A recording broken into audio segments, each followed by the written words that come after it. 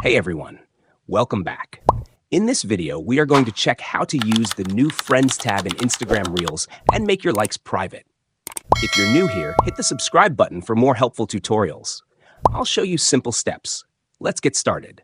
Step 1. Update Instagram.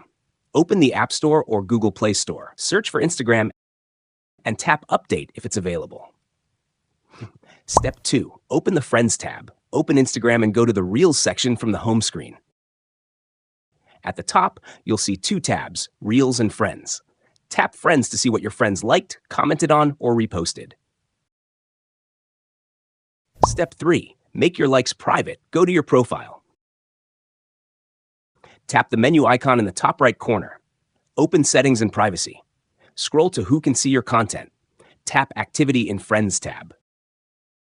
Choose No one to keep your likes private. Step 4.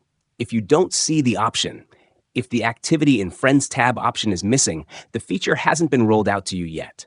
Keep your app updated and check again later.